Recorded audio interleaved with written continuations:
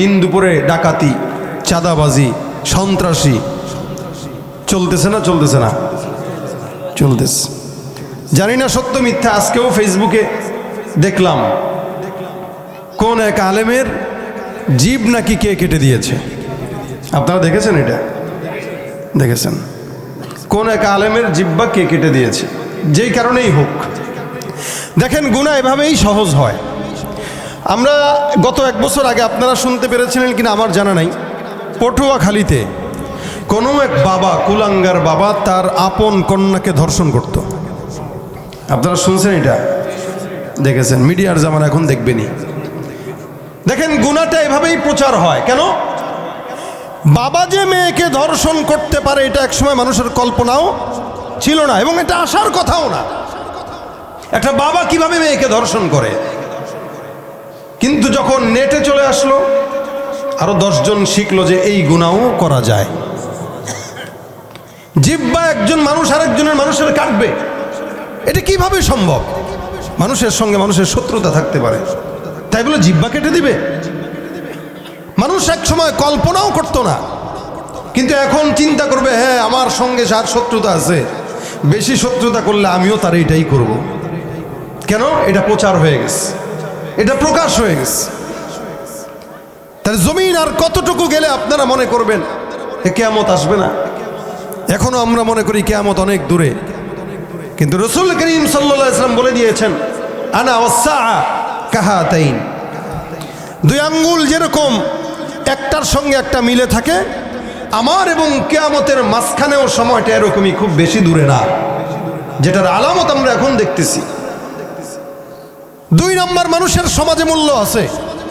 হকের আওয়াজ যারা দিবে, ইমানের কথা যারা বলবে, এই সমাজে তাদের কোনো মূল্য নাই। বাস্তব বিষয় এটা। আর কত গুনাহ আসবে সমাজে, এই জমিন সাক্ষী হয়ে যাচ্ছে। জমিন আর নিতে পারতেছে না। আল্লাহ কখন একটু আদেশ করবা, আমি ফাঁক করে এদেরকে মাটির নিচে ঢুকায় দেব। জমিন এখন এই কথা বলা হয়তো আল্লাহকে। আমাদের গুনাহের বাহার এত হয়েছে, এরপরেও আল্লাহ পাক রব্বুল আলামিন আমাদেরকে কিচ্ছু বলেন না, সময় দিয়ে রাখেন। যেন আল্লাহ পাক রব্বুল আলামিন বলেন, লিইযীকাহুম বা'দাল্লাযী আমিলু, এদেরকে যেই শাস্তি দেওয়া হয় তাদের কাজের কারণে, তাদের গুনাহের কারণে, এই শাস্তিটা তাদেরকে ধ্বংস করার জন্য আমি দেই না।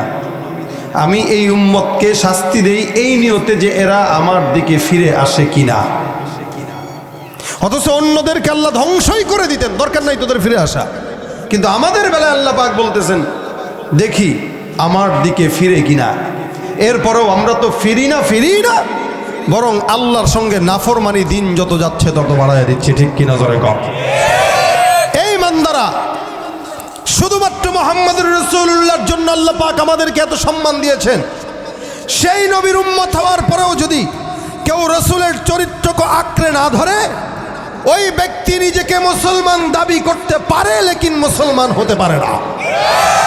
আজকে অসংখ্য বান্দার চেহারার দিকে তাকান, গায়ের চুলের দিকে তাকান, পোশাক দিকে তাকান, তার হাঁটা চলার দিকে তাকান, ও মুসলমানের বাচ্চা কিনা এটা বুঝার কোনো উপায় নাই।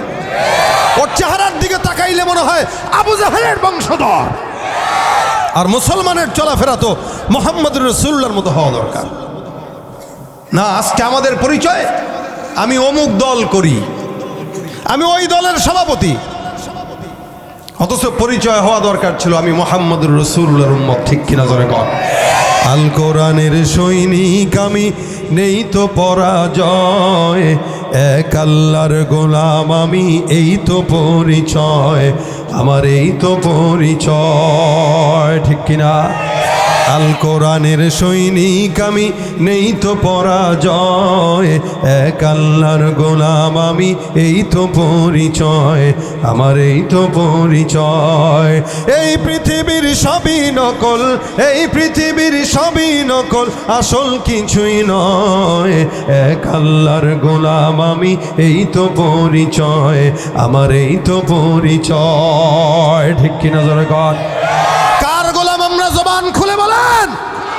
কোরআন হাদিস শাসনতন্ত্র রাসূল আমার নেতা, উৎসাহ মোর চিরমলার ইতিহাসে বীর গাথা। কোরআন হাদিস শাসনতন্ত্র রাসূল আমার নেতা, উৎসাহ মোর চিরমূলান ইতিহাসে বীর গাথা। এক আল্লাহ ছাড়া আমার দিলে, এক আল্লাহ ছাড়া আমার দিলে নেই তো কারো ভয়। এক আল্লাহর গোলাম আমি, এই তো পরিচয় আমার, এই তো পরিচয়। আল কোরআনের সৈনিক আমি, নেই তো পরাজয়। এক আল্লাহর গোলাম আমি, এই তো পরিচয় আমার, এই তো পরিচয়। কার গোলাম? জবান খুলে নারে তাকবীর, আরো জোরে লিল্লাহে তাকবীর। এটা আমাদের সবচেয়ে বড় পরিচয়। আমরা আকায়ে নামদার মুহাম্মদুর রাসূলুল্লাহ সাল্লাল্লাহু আলাইহি ওয়াসাল্লামের উম্মত। একটা মানুষের এর চাইতে বড় কোনো পরিচয় আর হতে পারে না। এই জন্য আল্লাহ পাক রব্বুল আলামিন বলেন, তোমার ভিতরে দুনিয়ার কোনো নেতার কাছে আমি আল্লাহ পাক তোমার আদর্শ দেই নাই। যদিও আমরা নির্বাচন আসলে স্লোগান দেই, অমুক নেতার চরিত্র ফুলের মতো পবিত্র। দেন কি দেন না? দেন। নেতা ভালো হইলেও দেন, খারাপ হইলেও দেন, চরিত্র ফুলের মতো। নেতা যদি চোর হয়, ভালো খারাপ তো আছেই, ভালোও আছে খারাপও আছে। নেতা যদি চোর হয়, ওই চোর নেতার পক্ষে যদি কেউ এই স্লোগান দেয়, অমুক নেতার চরিত্র ফুলের মতো পবিত্র, নেতা মনে মনে বলবে, কিরে এত চুরি করার পরেও চরিত্র বলে ফুলের মতো, ভালো হওয়া দরকার কি? কি বলেন, ঠিক না? তো এই নেতা চোর হইলেও কোনোদিন ভালো হবে? কেন ভালো হবে না? সে চিন্তা করতেছে, মানুষ তো এমনি আমার চরিত্রকে ফুলের মতো বলতেছে, তার ভালো মুখে চোরই আরো বাড়ায় দেয়। দেখবেন আগে যদি রড দিত 10 মিনিট জায়গায় 8 মিলি, এখন রডের পরিবর্তে দিয়ে দিবে বাস। কথা কয় না? হ্যাঁ, ঠিক কিনা জোরে বলেন। এই জন্য কোন নেতার ব্যাপারে স্লোগান নয়, অমুক নেতার চরিত্র ফুলের মতো পবিত্র, এই সমস্ত ফালতু স্লোগান দুনিয়ার কোনো মানুষের জন্য দিবেন না। আমার আল্লাহ পাক স্বয়ং মুহাম্মদুর রাসূলুল্লাহর পক্ষে স্লোগান দিয়েছেন, বিশ্ব নবীর চরিত্র ফুলের মতো নয়, বরং ফুলের চেয়েও পবিত্র। এর চাইতে পবিত্রবান আর কেউ আছে? আল্লাহ বলেন, ইন্নাকা লাআলা খুলুকিন আযীম, ইন্নাকা লাআলা খুলুকিন আযীম। আখলাক 3 প্রকার। 1 নম্বর খুলুকে হাসান, 2 নম্বর খুলুকে করিম, 3 নম্বর খুলুকে আযীম। খুলুকে হাসান বলা হয়, আপনারা কেউ আঘাত দিল, আপনিও একটা মেরে দিলেন। আপনারা এই গালে মারতে দেরি, আপনি আরেক গালে দিয়ে দিলেন। হ্যাঁ, কিরে বোঝার আগেই সদবাদ। আমাদের দেশের মানুষের যা স্বভাব আর কি, কিন্তু আমাদের দেশের মানুষের সদবাদ স্বভাব না। আমাদের দেশের মানুষের একটা দিবেন, সে দিবে 10টা। কি বলেন? আপনি একটা দিবেন, সে 10টা দিবে, এটা হইলো স্বভাব। কিন্তু এটা কোনো আখলাকের কাতারেই পড়ে না। আখলাক হইল খুলুকে হাসান। একটা দিলেন, সে আরেকটা দিয়ে দিছে, বাস। 2 নম্বর খুলুকে করিম। এটা হইল কেউ আপনারে দিল, আপনি চিন্তা করলেন, থাক দিছে দেখগা, কিছুই বললেন না। এটা হইল ওলামা ইকরামদের অবস্থা।